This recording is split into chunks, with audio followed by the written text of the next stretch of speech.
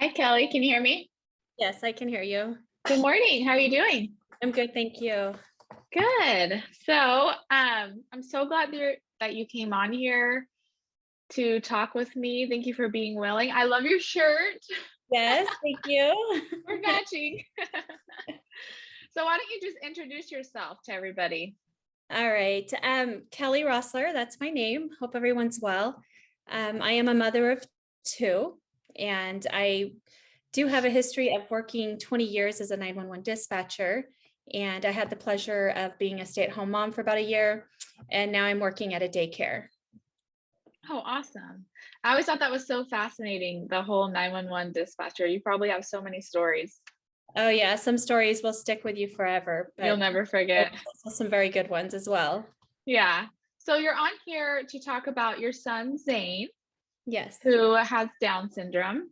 So Yes. I would love, he's adorable, by the way, and he's so cute Thank and I you. love him to death. I miss that he's not in my Sunday school class anymore. Right. So I would just love for you to tell your journey and experience from like pregnancy, when you got the diagnosis and then until now. Sure. So, having children was always something that I wanted growing up, but over years it just wasn't happening. And a lot of people know my story, but I wasn't able to have children. And finally, at age 39, I was blessed, and my husband and I, we had our first child, which is Zane. And Mhm. throughout the pregnancy, we were so excited.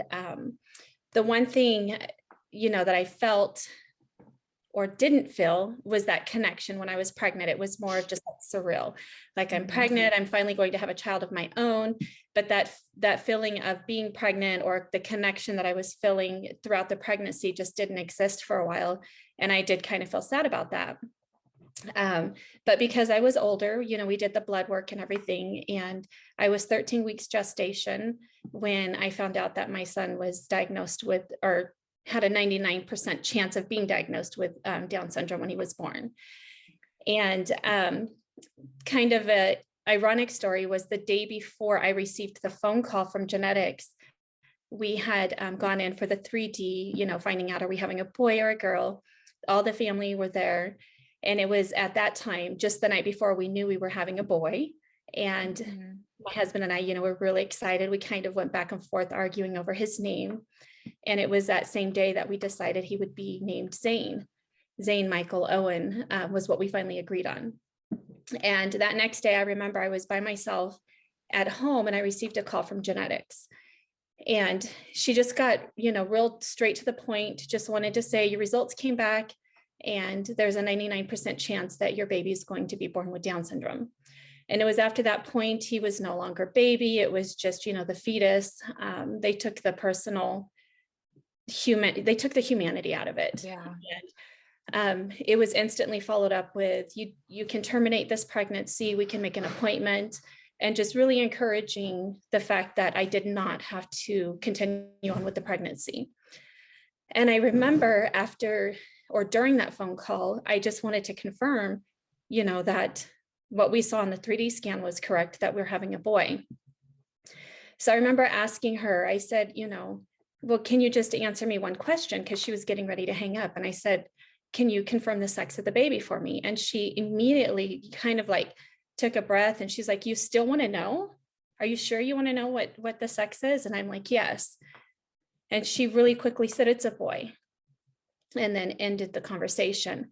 And I remember it was in that moment when I hung up and I was kind of by myself in the room to just, just Mhm. taking it all in.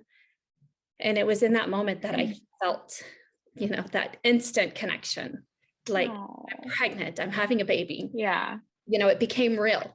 And I Mhm. remember standing there, grabbing the belly, and I'm like, I actually began praying. And it was in that moment I was like, I will do everything, to Oh, protect you. yeah. Yeah. We're going to have a good life.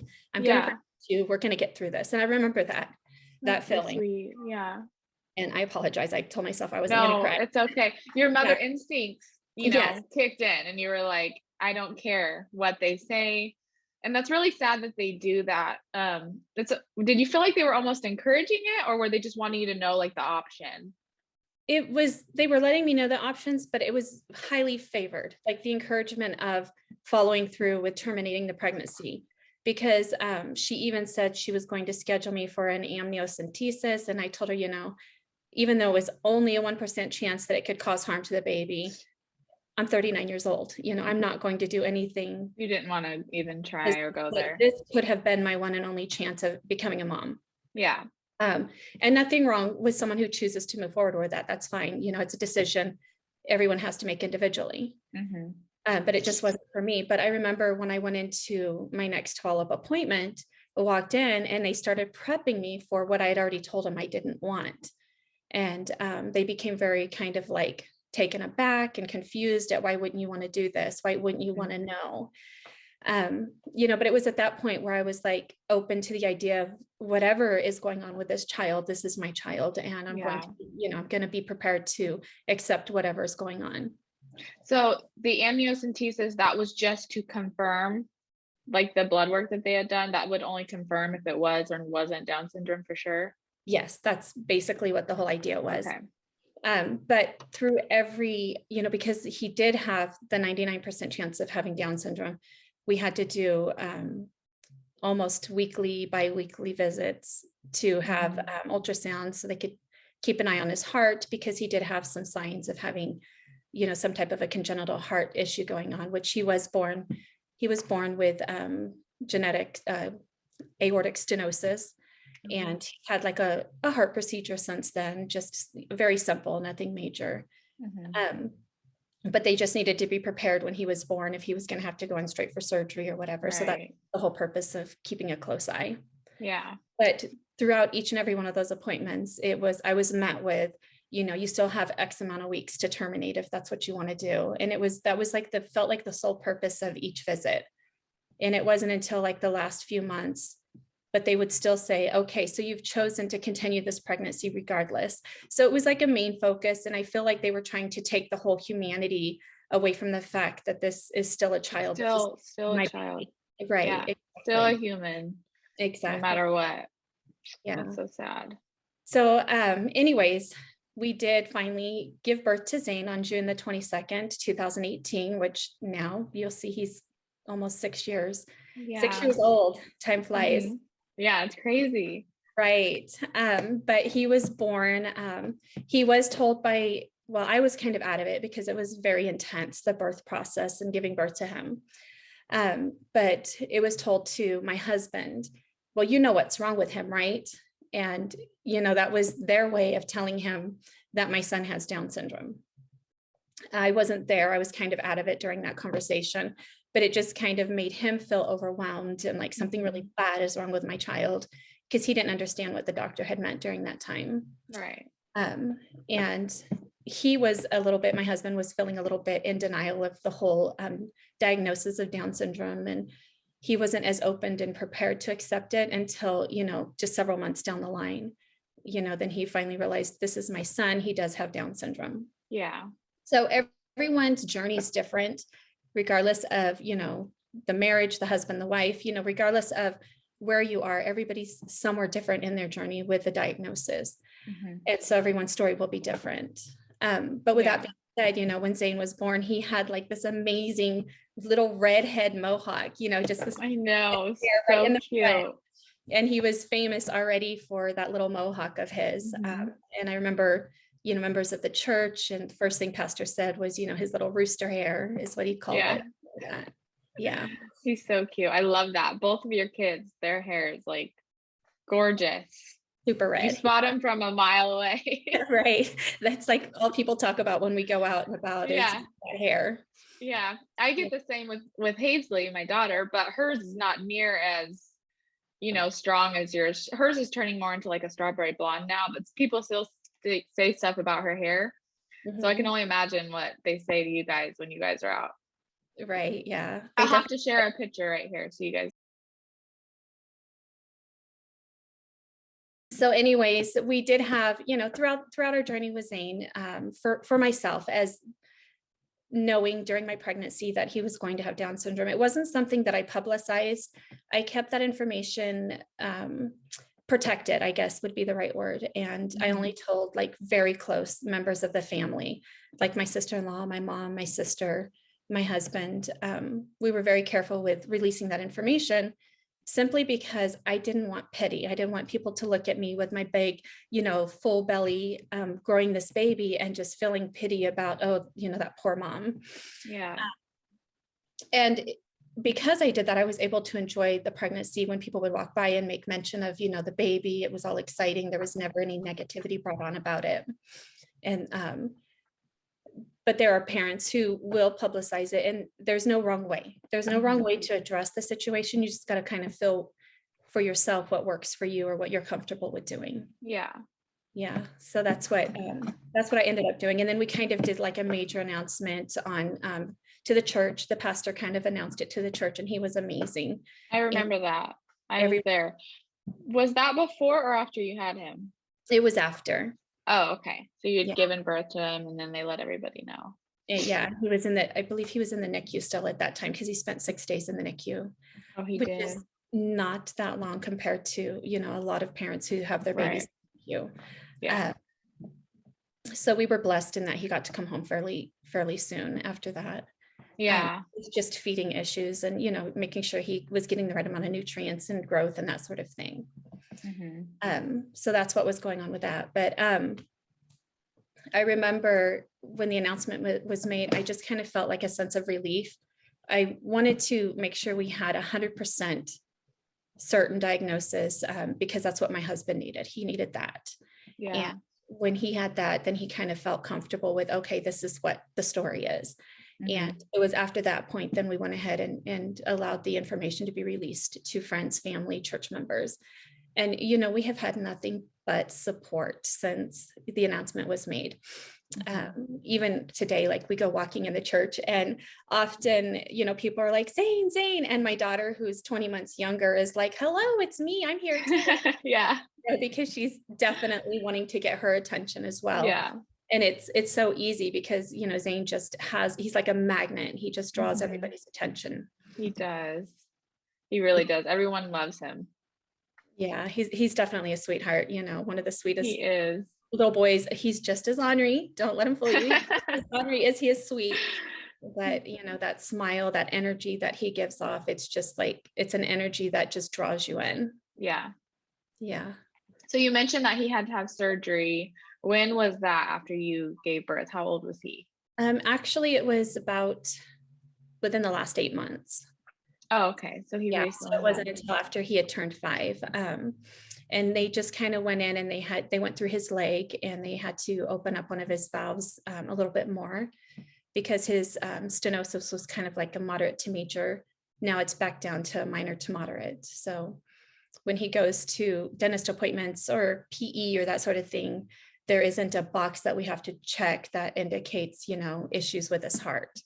But we do yearly checkups, every year to make sure that there's no change in his condition. Yeah. Yeah. So after you gave birth to him, what has the journey been like since then? Wow. So it's actually it's been amazing. I mean, I've had pure joy. He's a child, just like any child. You have your ups, you have your downs.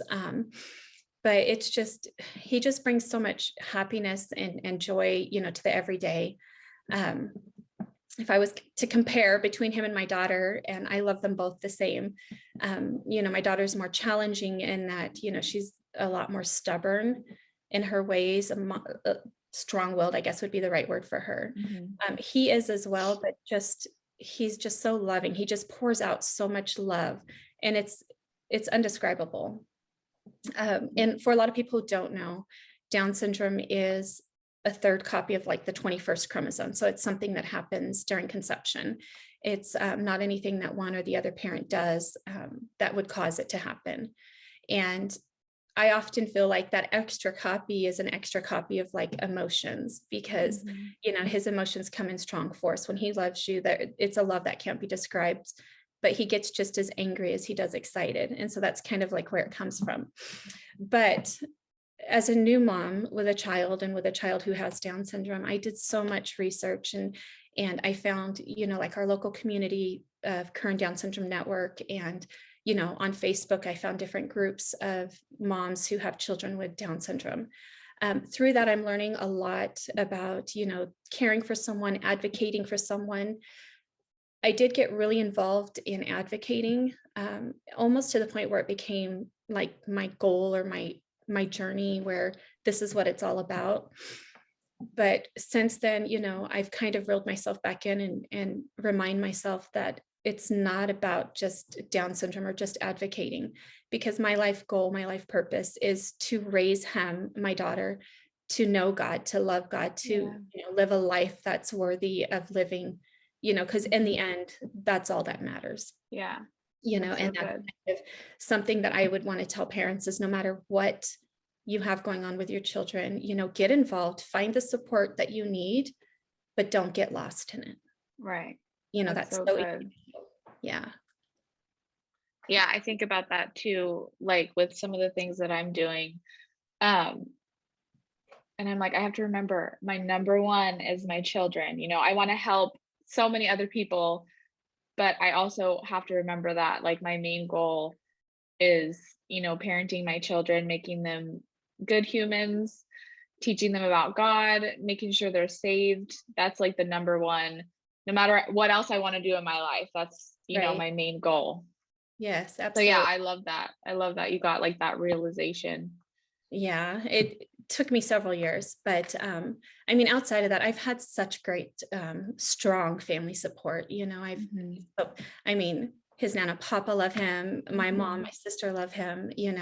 There's so much support within the family, and then outside the family with the church and also with his school, almost any and everywhere we go, there's just so much support and love that's just poured out in regards to Zane. And it's not always, the focus isn't always just, the boy with Down syndrome. It's just like this little redheaded child with great personality, Right.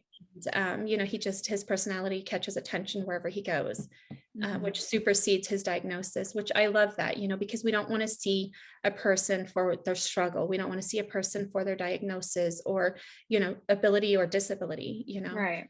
And being able to see a person for who they are, I think that's really important. And he's teaching me that lesson right there. There's so much. I really thought that, not having bias in my life, I, never saw myself as being that person. But now mothering a child who has a disability, intellectual disability at that, I realized the judgment that I had that I didn't even know it existed towards other people. I see that now. And it's like, he has taught me so much through this journey that I didn't even know I needed to learn. Yeah. Yeah. That's what's amazing about kids. They have a tendency to do that. Yeah.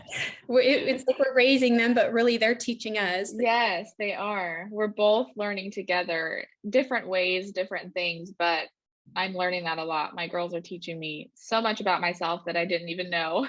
Right. And what I needed to learn. And I'm glad I'm going through this and learning it, because I would probably just be the same person, if I didn't have kids. Yes, absolutely. So they definitely help us grow as we're trying to help them grow too. Yeah, for sure.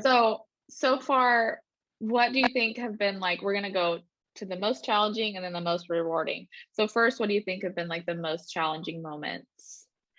For me, the most challenging would be his health, because, he's very susceptible to chest infections. He has a lot of sinusitis issues going on.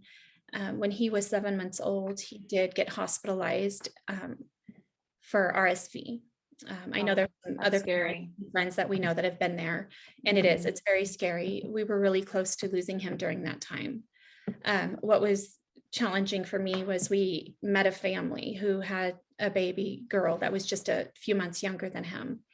And shortly after he had RSV, she had been hospitalized with RSV, and she also had Down syndrome. And she didn't make it. She did pass away there, and family didn't get to bring her home. And we got really close to the family. Camila is her name, and we just love her.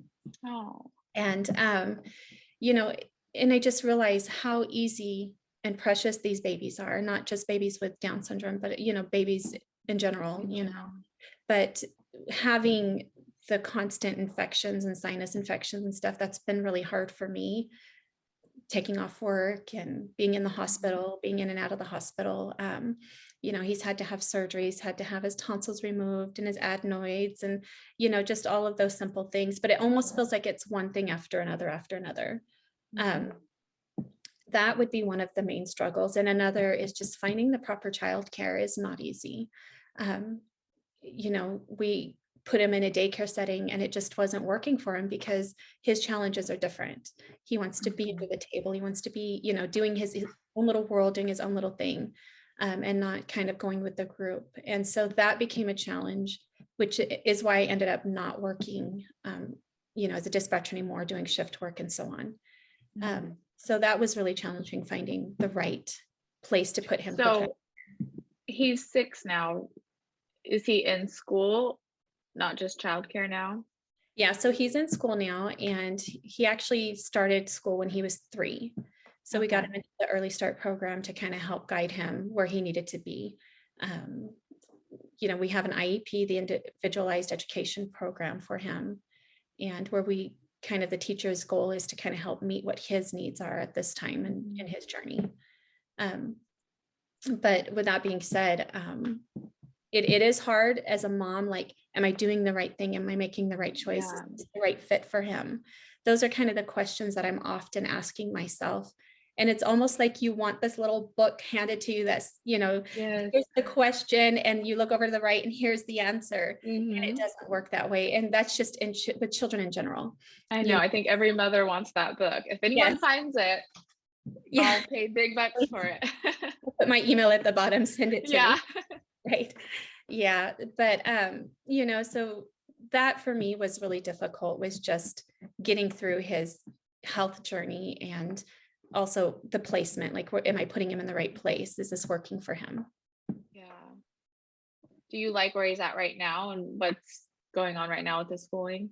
I do. I'm excited because we kind of have learned through this past year that his placement is a little more advanced than what's working for him. And so we are moving him into more of a moderate to major specialized day program, where he's going to get more one-on-one help. And I feel really comfortable knowing, that he's not just going to be sitting in a classroom getting lost while the kids are, just moving forward and excelling. Yeah. Yeah. So I'm really excited about that. That's good. So now on to the most rewarding moments. And you've already mentioned, his personality, he's magnetic. I remember just an example, one day at Sunday school, for some reason that day, he decided that he wanted to lick everybody's faces. I don't know if he was trying to be like a dog or what, but I was sitting there and he just comes up and just licks my face. And it was so cute. And I was like, oh, thank you. I felt so honored.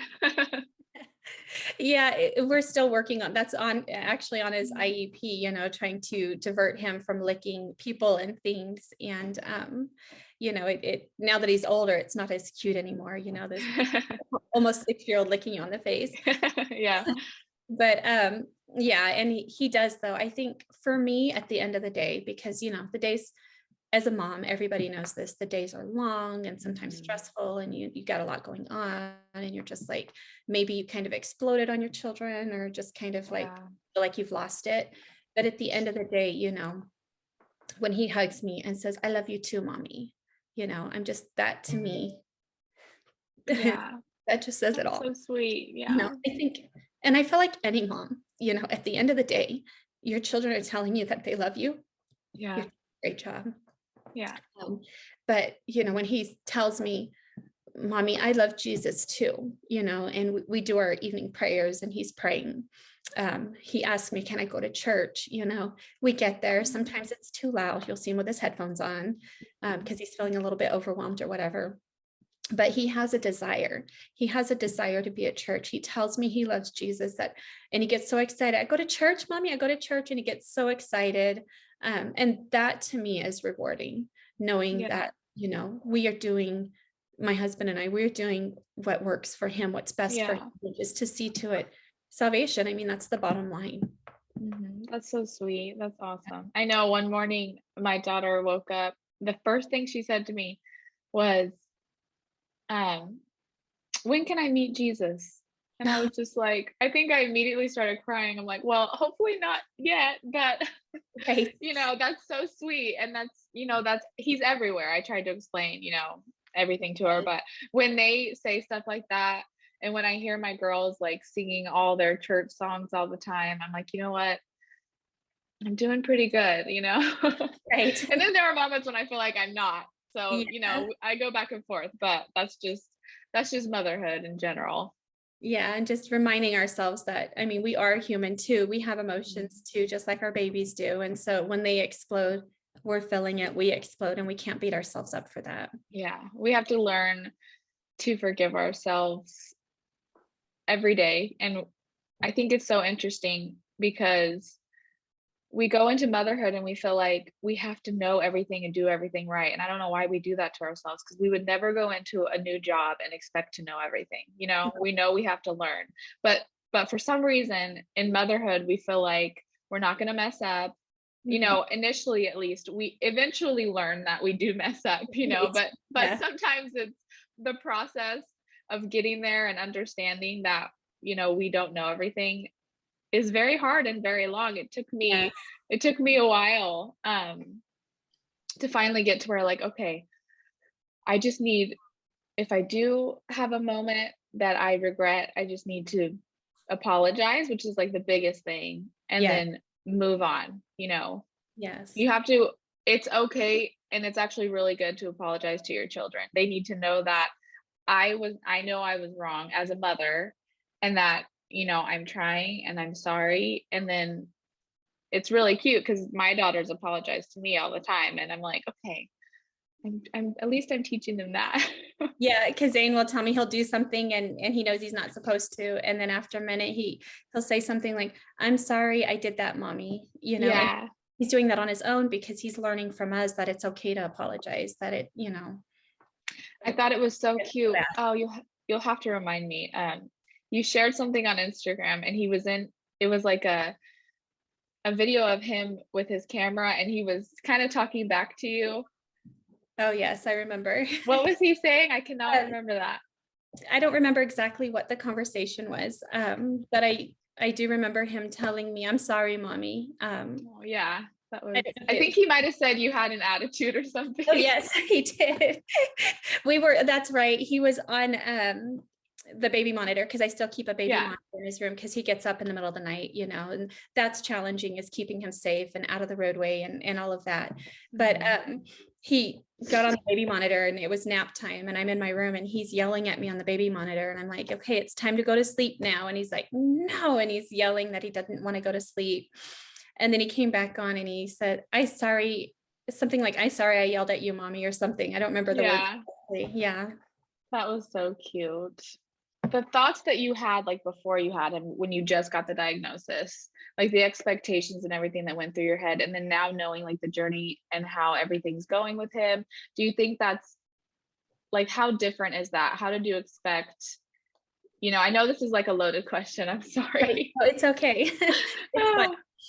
So, I mean, I feel like when you are given a diagnosis, you then are going to mourn the loss of what you thought your world was going to be. So you're mourning the loss of the child you thought you had.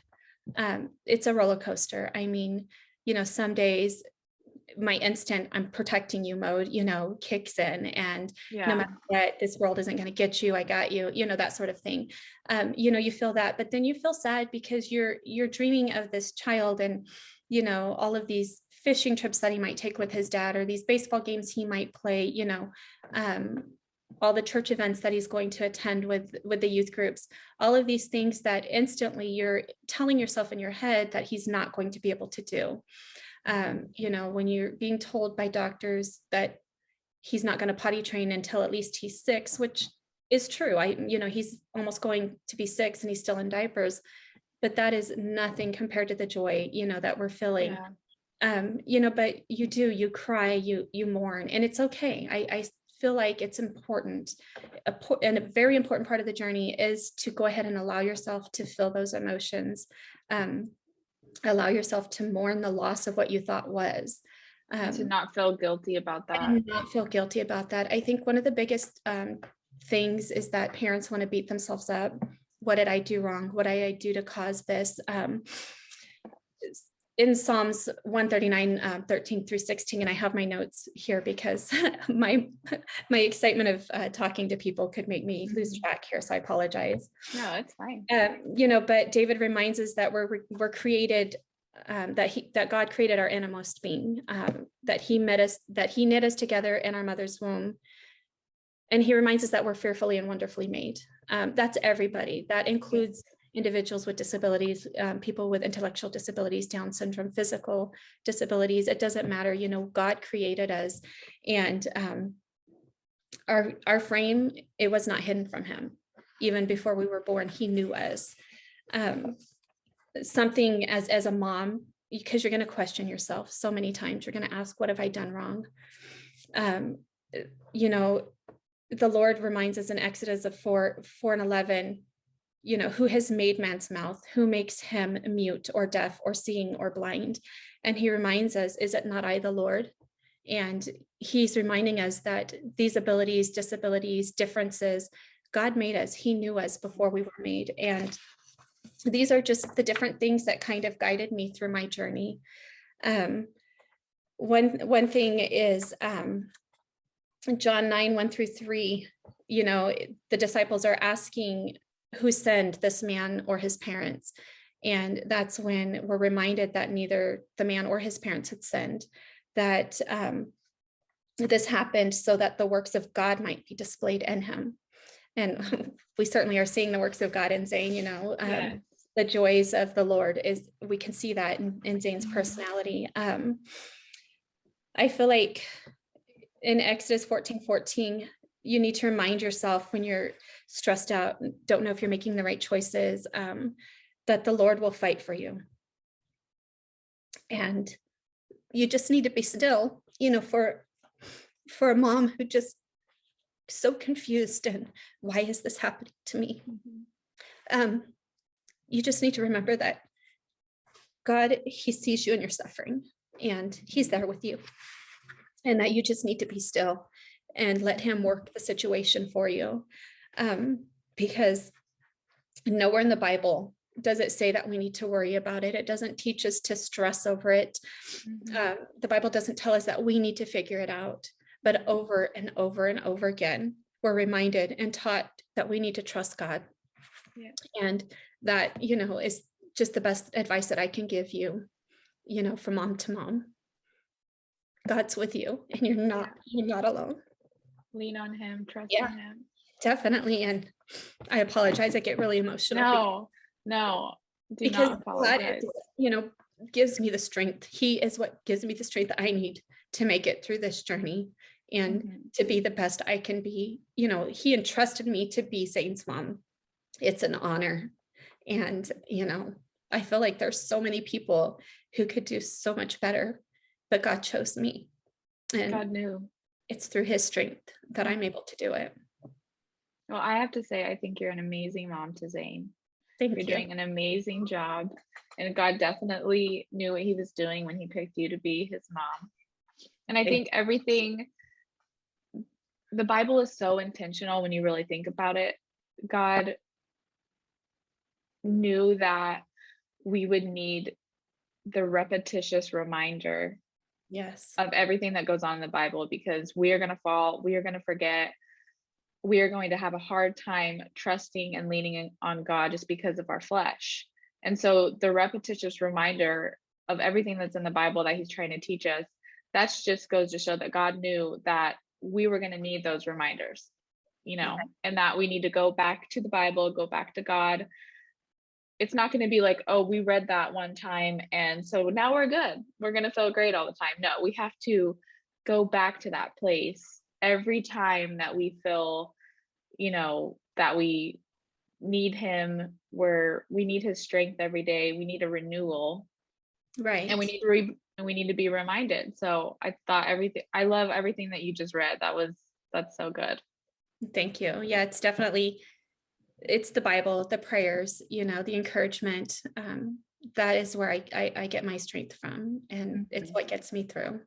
Yeah, that's amazing. Yeah. So what is something that you want people to know about Down syndrome that you feel like maybe like a misconception or just in general that you wish, more people would know?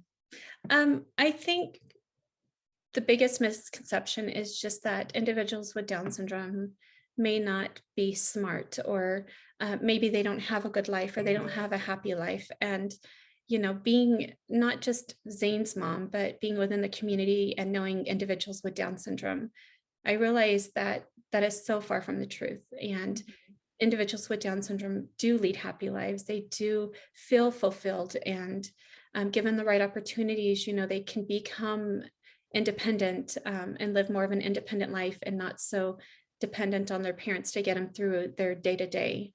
And also, a very easy misconception would be to believe that individuals with Down syndrome are always happy. And, because when we see Zane, we just see, oh my goodness, he's so cute. He's so happy. He's so excited. But he has the same emotions as you and I, any other child. He gets sad, he gets angry, he gets mad. And he is a little more verbal for someone with his age who has Down syndrome. So he will often tell me, Mommy, I'm sad, and he'll cry, or he'll tell me, Mommy, I'm so mad, and he'll stomp his feet, because I allow room for emotions, and I allow room for him to express himself. But it's just that individuals with Down syndrome are human too. They feel things too. And they do have happy lives. Their lives aren't sad. When you see a family member with a child who has Down syndrome, it might be so easy to feel pity for them, or even just a child who has a disability in general. It might be so easy to be like, oh, that poor mom, or that poor family, and to feel pity. But I think what we're missing is that's their child, and there's so much joy in raising that child. And I feel like if we can realize that and be open to that, and welcome these families, like I feel like I've been welcomed through, our church and close family members and so forth. That is very important, is just to not instantly feel sorry for someone just because you see that there's a bigger need going on with a child. Yeah.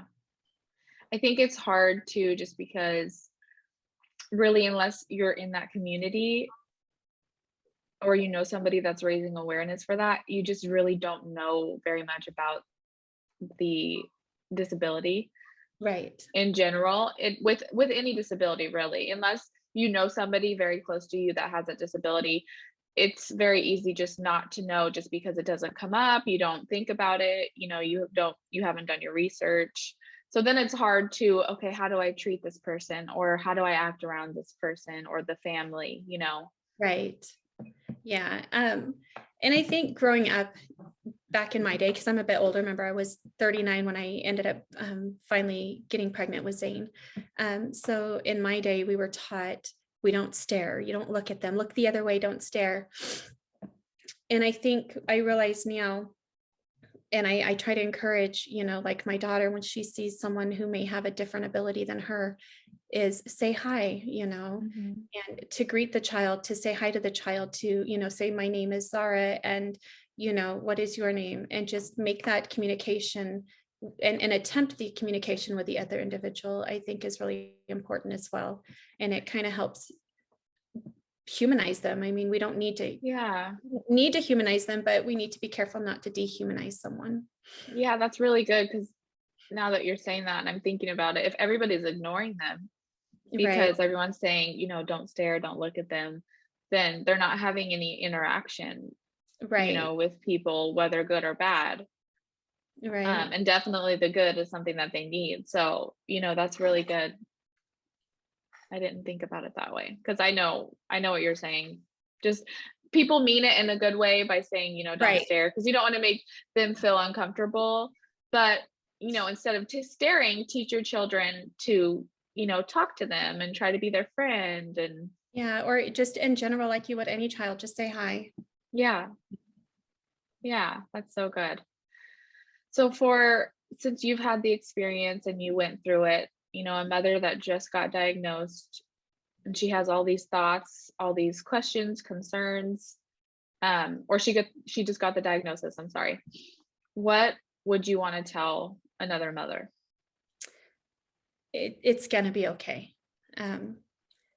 And it's okay to not have all the answers right now, because I feel like the biggest thing is all the thoughts going through your mind, all the questions going through your mind, and feeling like you need to have all the answers right now and you don't. The only thing that you need right now is to know that that baby just needs you to be mom. That baby just needs to be fed and diapered and held and loved, and just hold that baby, love the baby. And, congratulations, mom, you're having a baby, Oh. Every child comes with or without a diagnosis. Every child comes with complications, personalities. Maybe there's autism, later on in life. We don't know. So you kind of got a peek into your child's life that most parents don't get, like their future. You got a little bit of a peek into what their future is going to look like. And, don't get so caught up in that you forget and you lose the fact that that baby needs mama. Yeah, that's so true. That's so good. I love that. Was there anything else you want to add that you didn't get to say, or? No, I mean, I just wanted to thank you for, having me on here. Of course, I knew. I mean, I'm not right one away to from the talk in beginning. front of people or, that sort of thing. Obviously, it makes me quite nervous, but, the Moms That Pray Together Instagram page has definitely been a big help to me, because outside of, having a journey with Down syndrome and just motherhood and working shift work and being tired and emotionally unavailable sometimes to my children during that time of my life, it has been a big blessing for me as a mom. I'm glad to hear that. In my lowest moments. So thank you. Oh, thank you for that. That means like so much to me. I just want to say to you, thank you so much for coming on. And I know I messaged you like months ago, maybe like last year. I tried to do this and it didn't really work out in the moment. Maybe it wasn't the right time. Right. And so when it came back up, I knew, I was like, I have to have Kellie on. I know I want her to talk about Zane and everything, because I love how much you bring awareness like through your Instagram.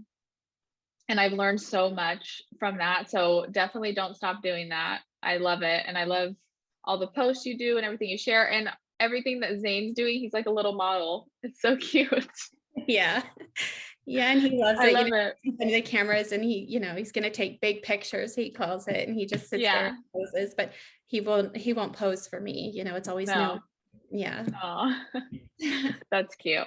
Well, thank you so much again for coming on. I think everything you said was really good, and I know it's going to help another mom that maybe even if she doesn't have this diagnosis, maybe another diagnosis. It's not always Down syndrome.